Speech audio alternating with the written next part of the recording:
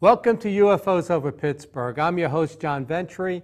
I'm the Pennsylvania State Director of the Mutual UFO Network. Today's episode, we will be discussing the true Travis Walton documentary with Jen Stein, and our guest, like always, is West Virginia State Director Fred Saluga. Welcome to our show.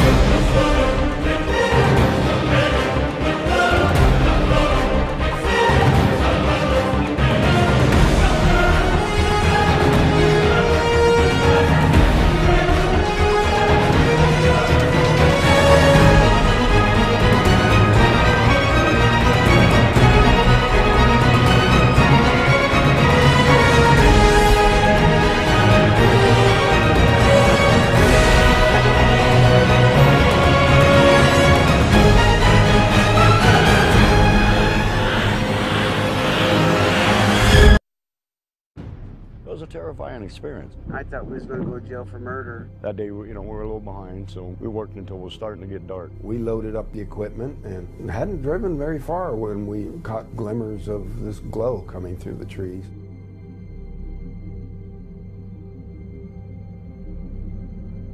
I urged Mike to hurry up and get up there. Travis had the door open before we even stopped. As he got closer, I heard the sound. One of the guys said, "You feel that?" I really panicked then. I told him, "Get the hell out of here."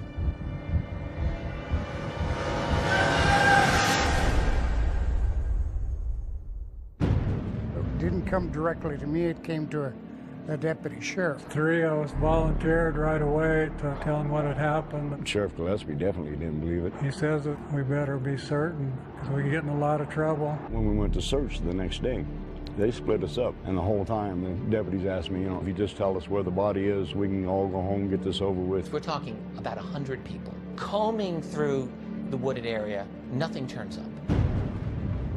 All week long, I've been hearing they're going to set it up to make you guys look guilty. We're a rough-looking bunch then. Some of us have been in trouble with the law before. And y'all ain't never going to come out of that jailhouse. We couldn't get out. I tried to sneak out the back door the day of the polygraph test. I was scared to death. On top of that, you have media. I literally would be on two telephones at the same time. We've even got some coops in here now that's coming in and out to see the freak show, as they call it. Everyone descends. I just wasn't going to stand there and listen to it anymore. Granny says, "This is Travis. I'm back. I need help." When I did hear that he had been returned, it was almost as unbelievable as the original thing. I just looked at my mom and says, "I told you we didn't kill him." Travis Walton reappeared after several days with a bizarre story about a ride in an unidentified flying object. People were desperate to explain it away. Why are you sticking up with Travis for all this time? You know this really didn't happen.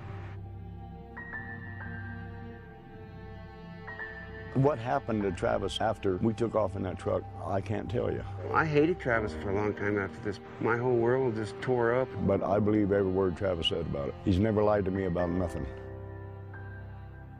It's a net negative. We lost our jobs in the immediate aftermath. And now you're not able to talk about it with anyone because you know that they're going to laugh at you, they're going to look at you like you're crazy. But if you don't come out and tell your story, somebody else is going to tell it for you. There's a degree of responsibility.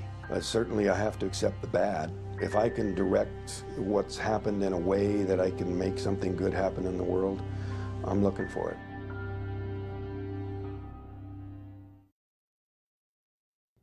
Well, Fred, that was the Travis Walton DVD that Jen Stein produced recently. What a good story that is. Right. I think sounds like it is. it's one of the best ones out there. Hey, Jen, we got you on. Are you out there on the air?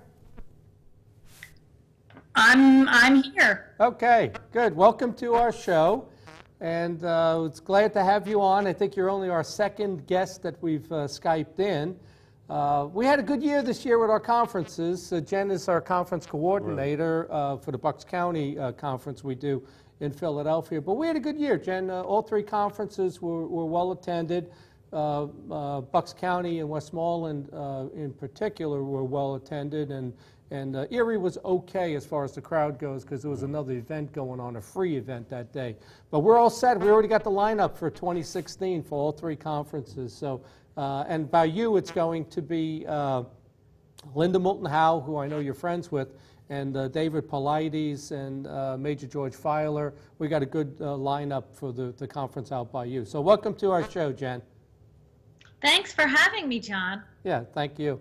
Well, tell us a little bit about the Travis Walton story. You know, I know we just saw it a little bit on the trailer for the DVD, but for the viewing public that may not be as familiar, tell us a little bit about what actually happened in 1975. What was it, November 5th, I believe, of 75? Yes, it was, November 5th, 1975. It's now a world-renowned story. There were 7 loggers in the forest clearing underbrush, trying to prevent forest fire from breaking out. And they would clear underbrush. And they were leaving that day in November and saw this odd light up ahead of. They thought it was possibly a fire or maybe a plane crash because this is a large national forest. It's actually the largest ponderosa forest in the world. They didn't expect there to be any light coming from this area, this rim road ridge area where they were working. And they stumbled upon a UFO. They all clearly saw it. There were 7 of them in the truck. And long story short, because I know we don't have a lot of time, Travis Walton got out of the truck and ran right under this craft and ended up being hit by a beam that came out of the craft, probably directed right towards him, that threw him, knocked him out cold. The other boys assumed he was dead, possibly electrocuted, and they drove away in fear. When they came back to get him about 15 minutes later, when the senses set in, they saw the craft leave from a place that was about 10 minutes away. Travis was missing, and he was missing for 5 days before he returned. So when this story broke in the news, it broke as a homicide story, or potential homicide, a missing person story, and a UFO story. All combined, it made international news and brought literally the spotlight on this small town in northern Arizona that was a Mormon town. Okay, I didn't know there was a Mormon town.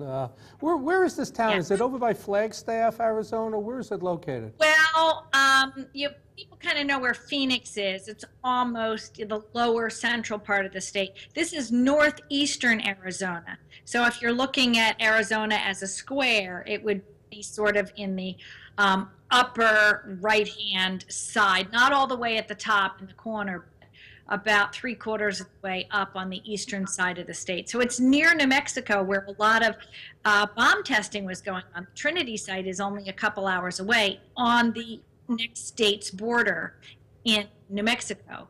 So there is some suspect that there was quite a bit of leukemia and cancers in the 70s and a lot of bomb testing that went on in the 50s and 60s in that area, and potentially these craft were looking for contaminants.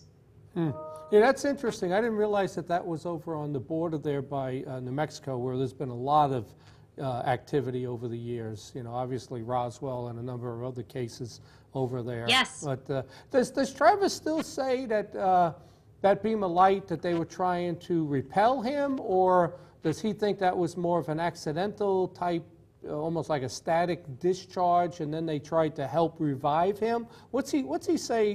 What's his opinion now on that? He does believe that it was probably accidental. What he had done is ran right under the craft because he assumed it was going to take off instantaneously, and he wanted to get a really good look. So he was standing under it when it started to wobble a little bit and make unusual noises, deep, deep, deep rumbling sounds and very high-pitched sounds on the upper edge of hearing. And that frightened a lot of the boys in the truck. They could actually almost feel this deep rumbling sound in the body of the truck and on the ground as well. So that made Travis sort of jump a little closer towards the craft, as he was attempting to conceal himself behind what is like a logging pile, call it a slash pile. This is trees that were cut and stacked in order to burn in the winter when there's snow on the ground. So he jumped a little closer towards the craft and was crouching down. And his friends were yelling, Travis, get the heck back in the truck. Get out there. Something's going to happen. Everybody seemed to have a sixth sense that something was going to happen, and it probably wasn't good. So when Travis stood up quickly to run back to the truck, that's when he got hit. So he suspects that the craft may have been some sort of automatic repel mechanism, and maybe his quick, abrupt standing up, the craft may have thought that he was trying to attack the craft or send the craft something, shoot at the craft possibly. It seemed to be those two things happening instantaneously. As soon as he started to stand up to run away, he got picked up and thrown as if a grenade had gone off, and it was quite brutal. What the boys who witnessed it explained. It was like a grenade had gone off. Wow. Yeah, I remember Travis and I spoke at the last UFO Congress in Laughlin, Nevada, and I remember sitting down with him discussing just what we just talked about, and that's when he had said, he now changed his opinion a little, thinking that it was more of an ambulance call, an accidental discharge or something that blew him 20, 30 feet into the forest almost, yes, into the clearing. But, initially he thought it was hostile, but he's changed his opinion, saying no, he thinks that they actually brought him on the ship and revived him, that he may have been dead. and they, yes, they resuscitated him. And then on the ship, obviously, when he came to, his reaction was kind of violent, right? When he woke up and he saw yes, these grays like this one, I believe 3 of them around his gurney that he was on. Yes. Yeah, you got it. He does now have the perspective that it was probably like a rescue call or an ambulance call. They probably saved his life, or at least, maybe saved his life, or maybe brought him back to life. He might have been dead. Wow, that's absolutely amazing. But then, the interesting thing is then he said he got out of that operating room or whatever it was, and he went down the hall, and it was kind of a curvy type, setup. But then he got into this larger room that had smaller craft, maybe 15 feet in size, in that room. But, a thing happened that I've read before where this craft, looking at it, may have been the size of this studio, 40 feet, 50 feet. But yet on the inside, the ship was gigantic. It was like that hangar alone was 3 times the size of what the ship looked like on the outside. A lot of people say that when they well, get in. I think you might be confusing 2 aspects of his story. He did wake up on a craft, saw aliens around him, and jumped off the table and tried to defend himself. Yeah. They left, sort of retreating, realizing they had no control over him, as if they were attempting to kind of pull him back under some sort of mental control. They were staring at him and pulling up their hands, and that wasn't working. So they left, and he walked around the craft he was in, actually found what we refer to as a navigation room. In his book, he kind of writes it like a navigation room, maybe a control room where the ship was controlled. And another species came to take him off this small disc he was on. And that species is referred to often as maybe a Nordic. A tall person could pass for completely human, like you and I. Blonde hair, golden blue eyes, in a jumpsuit. We call it like something like a Star Trek jumpsuit. That's how Travis describes it. It looked like the Star Trek series uniforms they were. This guy had a glass helmet on. He took Travis by the arm and led him out of this disc he was found on, or the disc he saw in the forest. He literally walked off of. And when he walked off this disc, he wasn't on the ground back in the forest. He was in some sort of hangar. And there were other craft that looked different than the craft he got off on. So he was obviously in some place that had gravity, whether it was an underground base, whether it was an artificially gravity fused mothership with a hangar of some sort after park. He is not sure. He has no idea where he was. He was in something like a hangar, and he walked across a tarmac looking at this other craft that was more bullet or cylinder shaped, very shiny, seeming to be balanced without any kind of feet. But he could turn around and look at the craft he got off of, which was clearly a disc, and had a similar top and bottom with feet, pedestal, and a ramp that came down, and that's the craft he saw in the forest. And he walked right off that craft inside this other hangar. So it leads one to ask questions like, was this an interspecies rescue ambulance assistance call? Did the Greys call the Nordics and say, hey, we accidentally killed a human, can you help us bring him back to life? It's a very interesting question you need to ask when you really take Travis's story seriously. Yeah, and when you talk about the Nordics, they are absolutely similar to us. Maybe their eyes, their height, they're a little more muscular, but they're basically humans. Humanoid. They look human, and could probably, like Dr. David Jacobs says, could pass. In our society, especially if there was any sort of hybridization going on. But, it makes you wonder, because they look like us, where the other species, the Greys, the reptilians, the insectoids, they don't obviously look like us, So really interesting story. But then, I know Travis had said to me, in the movie, they kind of embellished a lot of what they showed. Like, he didn't wake up on the ship in this gooey pod that he ripped out of and crawled out of. That didn't really happen.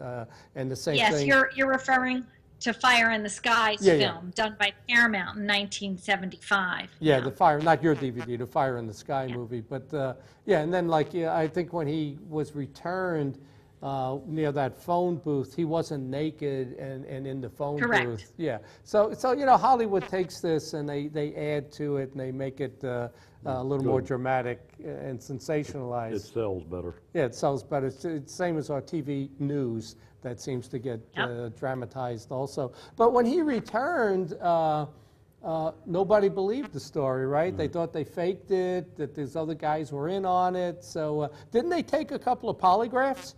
Yeah. Actually, the boys in the crew, no one believed them either, because they just didn't want to accept this crazy story that Travis went missing because possibly a UFO picked him up. So the boys, even before Travis was returned, he was on the 5th day when Travis was still missing. The local sheriff and the police departments were beginning to suspect the work crew of murder. So the boys underwent a polygraph test in order to clear them from suspicion of murder and to prevent them from being under house arrest, basically. It was quite serious. Yeah, that's. It was amazing that, that they weren't believed, and I believe. And they all passed the polygraph test. One test was inconclusive, but when you look at the number of times he answered the relevant questions, he passed. He just didn't finish the test because he got very flustered and he walked out. He had a small record of a few petty crimes, and he was afraid he was getting pegged or pinned. Yeah, that was the one guy. Was that Dallas? Dwayne Smith. Was the guy's name Dallas, the one kid who was... I'm sorry, it was Alan Dallas, yeah. Yeah. But they took 5 polygraphs, and they all passed except for the one inconclusive on Dallas, who had a kind of a history, like you said, and he just didn't want to take it anymore, and he got up and walked out. So that's not a failure. Right. That's just inconclusive. No, but it's considered inconclusive. But then they took the tests again multiple times, and they all passed when they took them again. All of them took multiple tests over. A number of them took tests 2, 3, 4 times. Travis himself has taken a polygraph over 5 times because he was attacked by Philip Glass, who tried to debunk the story, and the National Enquirer reported things that weren't true about the story. Yeah, Philip actually, a federal investigator come out and investigated, trying to claim they were hoaxing a fraud on the forestry service, which wasn't true.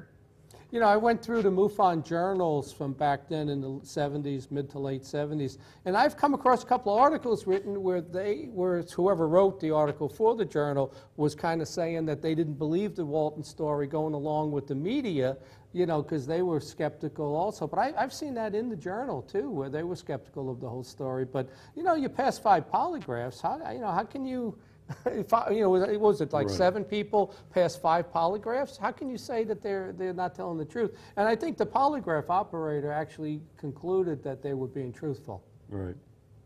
That's why I made the documentary, John. It's been 40 years with this story, and I think people need to understand how these stories come to light, how they get confused, why and how the media gets involved and debunkers get involved, and how difficult it is to kind of be practical and skeptical, but follow the facts.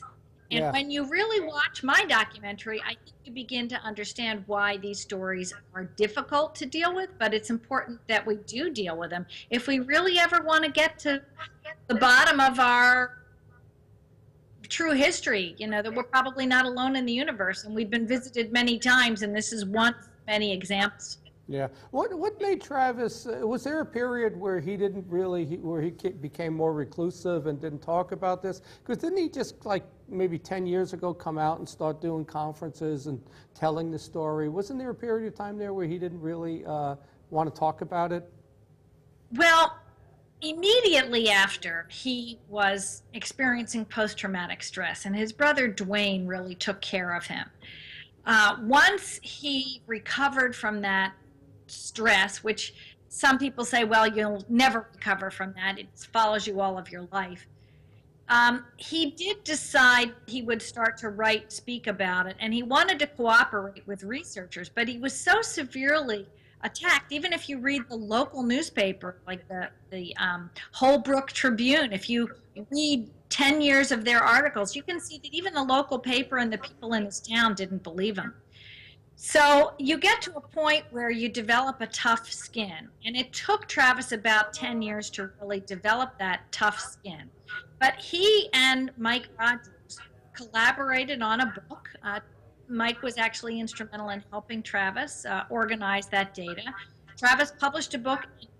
Right before the book came out, that's when Paramount Film decided to pick up the story and do a Hollywood film about it. So by the time, in 1993, by the time the film came out, he was already doing television shows, the Geraldo Show, and he was doing Larry King Live. He was already speaking at fun conferences. So Travis has been out and been publicly speaking on this topic for a good 20, almost 25 years. But the first 10 years, no, he was trying to put it into perspective. And he was trying to support himself, American children. I mean, this type of story does not do well for your professional resume. Yeah, absolutely. And yeah, it's a shame that people don't believe the things that they can't explain. So how did you get involved in the documentary? What made you want to do the documentary? Because, you know, I know at a couple of our conferences, you know, the symposium and the Erie conference, you know, you were taking some of these witnesses and you know, doing your own filming. You know, you rented a room and stuff, and you were doing interviews with a lot of the leading names in ufology. But what made you want to do this documentary for him? Well, you know, I'm very good friends with Peter Robbins, and I helped Peter run one of the Roswell conferences in New Mexico in 2010. And I had dinner with Travis the first time I met him with Peter. And we were discussing the economic importance of the Roswell conference to the city of Roswell. And as you know, I'm a former events coordinator, and I said to Travis, you know, boy, your story is just as important. You should have a conference up in northern Arizona and do it every year. It could be a real economic boom to your regional area, and it could begin to bring people who are still skeptical about your story more into the mainstream understanding and acceptance of what really happened. And he was interested in that. So I've started out coaching Travis and helped to preliminarily plan the details of a series of conferences, possibly a 37th, 38th, 39th, leading up to the 40th. So that's how I actually got involved. one of the things Travis wanted to do is take people to the forest, to the actual site. If he had a conference or when he had a conference, he wanted to be able to provide that as a special excursion. And we realized that if it was going to snow, which is possible in November at this altitude, it's at 7,000 feet where they were being, we should have a plan B in case he couldn't get people to the site because the roads become impassable. These are steep inclines that switch back, and it's difficult to get a bus or a van up there.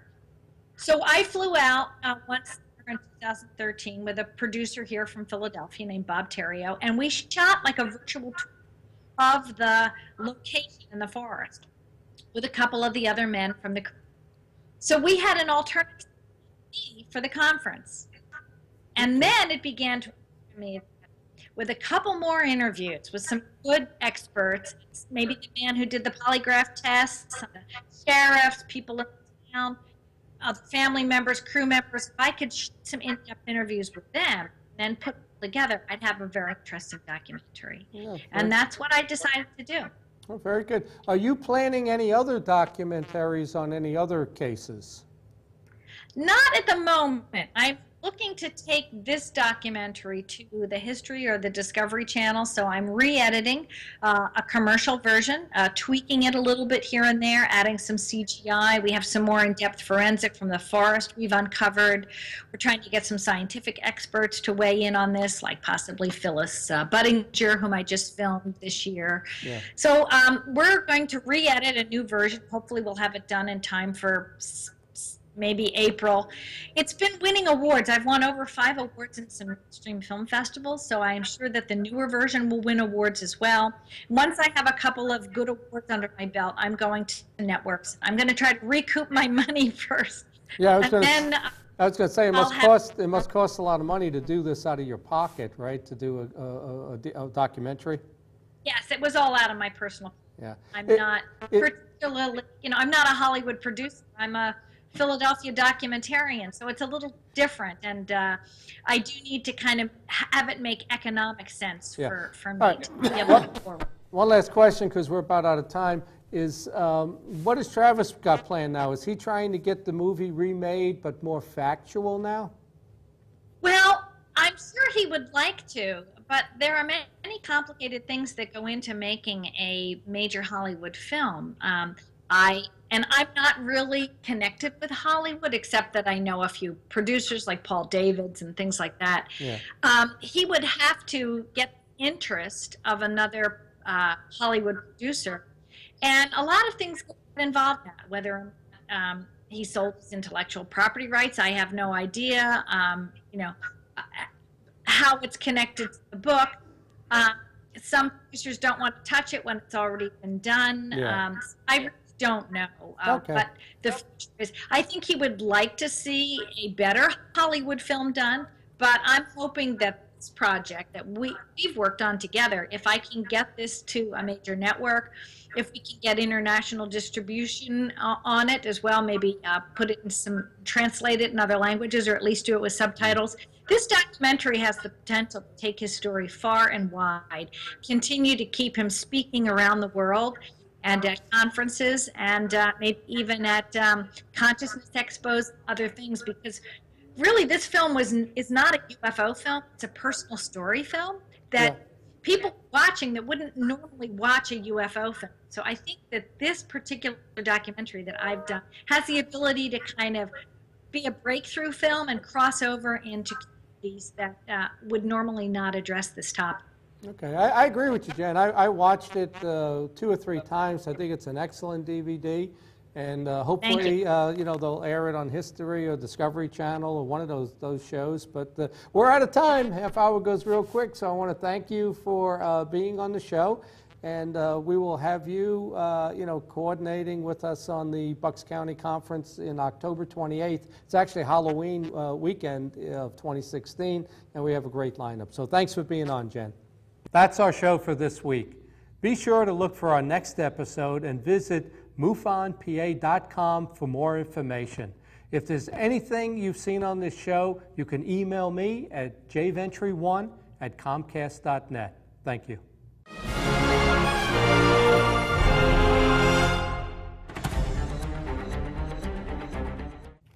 If you like what you've seen on our show today, give us a like or leave us a comment. Thank you.